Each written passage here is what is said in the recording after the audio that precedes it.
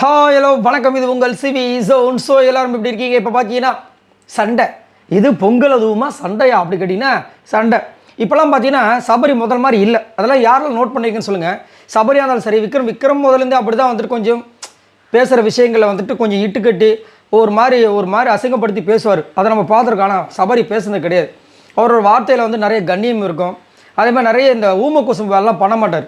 ஆனால் இப்போலாம் வந்துட்டு திவாகர் கிட்ட அவர் நடந்துக்கிற விஷயங்களே ரொம்ப மாறுபாடாக இருக்குது.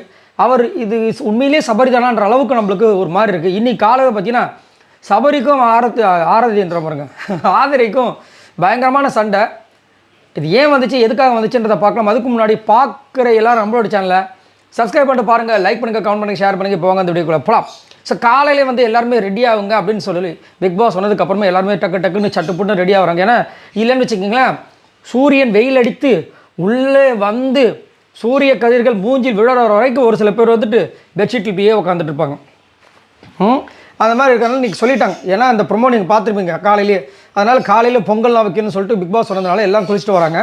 இதில் ஆல்ரெடி வந்து ஆதரி விக்ரமும் வந்து குளிக்கிறதுக்காக வெயிட் பண்ணிட்டு இருக்காங்க. நம்ம கனி வந்தவொடனே உள்ளே போகிறாங்க. வராருதோ வந்து டேன் அப்படின்னு சொல்லிட்டு சபரி.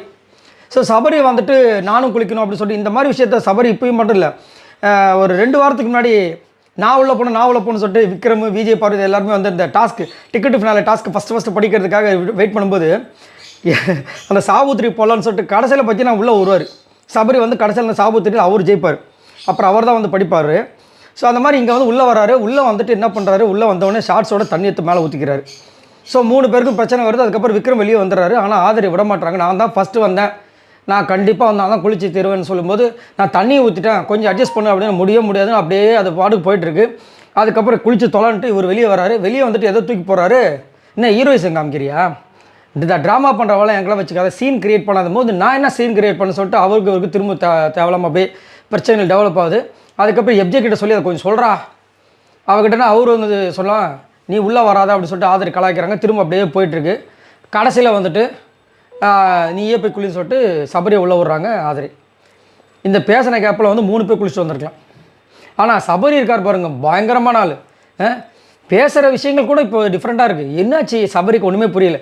எல்லோரும் பேசுகிறாங்க, நம்மளும் பேசலாம் அப்படி நினைக்கிறாரான்னு தெரியல. பட் சபரிக்குன்னு ஒரு நல்ல குணங்கள் இருக்குது, அதை எப்போவுமே விட்டுறக்கூடாது. ஏன்னா அவர் அந்த அவரோட வாழ்க்கை அந்த விஷயத்த சொல்லியிருப்பார். ரொம்ப அழகாக அவ்வளோ விஷயங்கள் நல்லது பண்ணியிருக்காரு.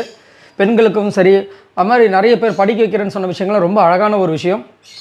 அவர் இந்த சீசன் வந்து டைட்டில் வின் பண்ணுறாரோ இல்லையோ, அவருக்கு நெகட்டிவ் பாசிட்டிவ் எதுவும் வந்துச்சோ இல்லையோ, ஆனால் அவர் பண்ணுற விஷயங்களை அவர் கண்டினியூ பண்ணுன்றதை நம்ம வந்து மனசார வேண்டிக்கிறேன் இந்த பொங்கல் அதுவுமா. ஏன்னா எல்லாருக்குமே இந்த எண்ணங்கள் வந்துடாது, ஒருத்தங்களுக்கு ஹெல்ப் பண்ணுறது. அது சபரிக்கு வந்துட்டு முதல்லேருந்தே உள்ளே தோன்ற ஒரு விஷயமா இருக்கிறதுனால எனக்கு ரொம்ப பிடிச்சிருக்கு. இதே மாதிரி தான் எனக்கு கானா வினோதன்ற பாருங்க, எனக்கு கானாவனத்தை ரொம்ப பிடிக்கும். கேபி பாலா அவரும் எனக்கு ரொம்ப ரொம்ப பிடிக்கும். காமெடியோட அந்த ஹெல்ப் பண்ணுற விஷயங்கள்லாம் சான்ஸே இல்லை. சரி, நீங்கள் உங்களோட கருத்துக்களை சொல்லுங்கள். நீங்கள் எல்லோரும் பொங்கலை எப்படி செலிப்ரேட் பண்ணிகிட்டு இருக்கீங்க? சபரியோட அந்த சேஞ்சை எப்படி பார்க்குறீங்க? ஓகே, இதே மாதிரி நம்ம பார்த்துருந்தா நம்மளுக்கு பெருசாக தெரியாது. இந்த விக்ரமும் சரி, சபரியும் சரி, இந்த திவாகர்கிட்ட பேசுகிற விஷயங்கள் கொஞ்சம் ஒரு மாதிரி இருக்குது. பைஜகாரா அப்புறமா என்னென்னமோ சொல்கிறாங்க, போடா வாடாலாம் சொல்கிறது நான் கவனிக்கவே பார்த்ததே கிடையாது. நான் மற்றவங்க சொல்லி பார்த்துருக்கேன். ஆனால் சபரியில் ரொம்ப தன்மையாக பேசுவோப்பில் ஒன்றும் புரியல. சரி, அதை பற்றி உங்களோட கருத்துக்களை சொல்லுங்கள். பாய் நம்பரில்.